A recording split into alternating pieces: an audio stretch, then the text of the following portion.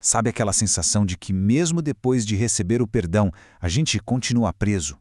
Como se existisse uma jaula invisível de perfeição? Pois é, hoje a nossa conversa é sobre isso. Como a gente faz para quebrar essas correntes, para sair dessa prisão que nós mesmos construímos com medo de errar?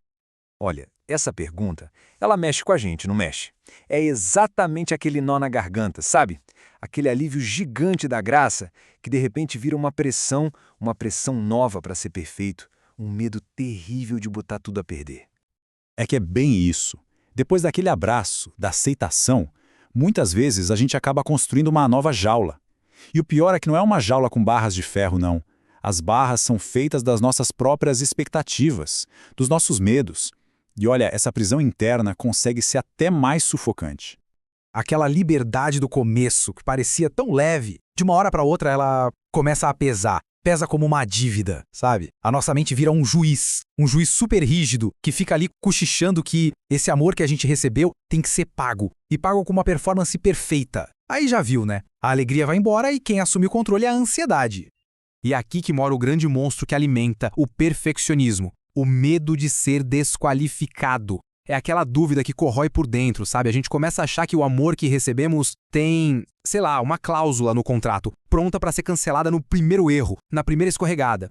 E toda essa pressão acaba nos prendendo no que a fonte que a gente está analisando chama de jaula da perfeição. E lá dentro dessa jaula a gente trava uma guerra silenciosa e muito, muito solitária. Vamos entender um pouco melhor como essa prisão funciona? Olha só essa definição. A armadilha não é a falta de amor, de jeito nenhum. A armadilha é acreditar que esse amor é condicional. Aí, a fé vira um emprego de tempo integral, e o relacionamento com Deus se transforma numa performance, sabe? Um esforço sem fim para manter o currículo limpo. E por trás daquela fachada, daquela pessoa que parece ter tudo no lugar, a realidade é outra. É um verdadeiro campo de batalha.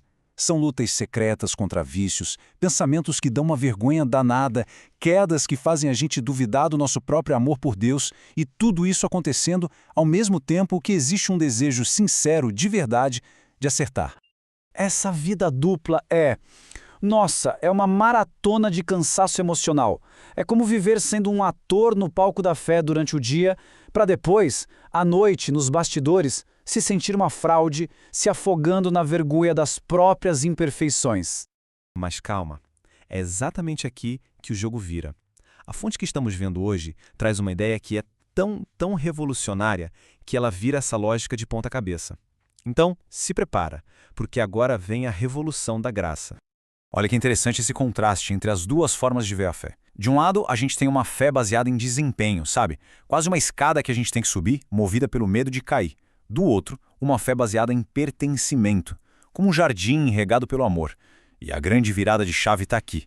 Buscar a santidade não é uma condição para ser amado. É uma resposta natural, uma consequência de já se sentir amado. Pensa um pouco nessa frase. Deixa ela ecoar. Santidade, por essa ótica, não tem a ver com nunca cair, tem a ver com a teimosia de voltar.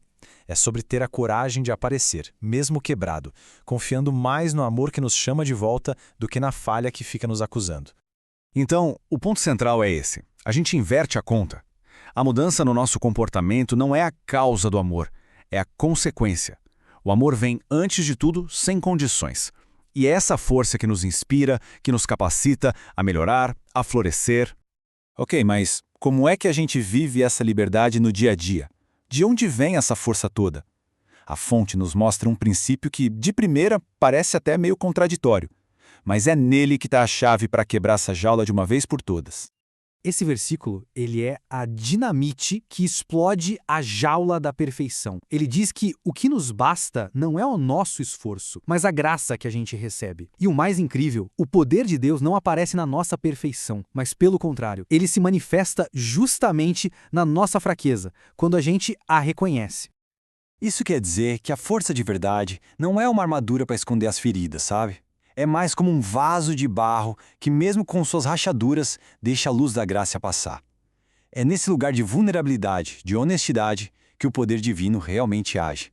E com essa nova forma de enxergar as coisas, a caminhada muda completamente. A gente para de arrastar aquelas correntes pesadas da culpa e passa a carregar uma tocha. a tocha da nossa identidade, a tocha do pertencimento. E a fonte que a gente está vendo usa uma metáfora linda para esse lugar de pertencimento: o galpão do pai. Tenta imaginar um lugar assim, um galpão onde as ferramentas não são julgadas pelos seus amassados, mas valorizadas pelo que fazem. Um lugar para a gente ser de verdade, com nossas falhas e tudo mais, em vez de um palco onde a gente tem que ser impecável. Beleza, então como é que a gente trilha esse caminho de liberdade na prática? O mapa é até simples, mas é bem profundo. Primeiro passo: ter a coragem de reconhecer a nossa própria fraqueza, sem esconder as lutas. Segundo, ter a humildade de receber a graça como um presente, todo dia. E o terceiro, a alegria de viver com autenticidade, abraçando essa nossa humanidade que é redimida e não perfeita. E aí a gente chega numa encruzilhada. Será que a gente vai continuar se escondendo, achando que Deus só ama quem acerta tudo? Ou será que estamos prontos para carregar a tocha do pertencimento que nos foi dada? A escolha, no fim das contas, é de cada um.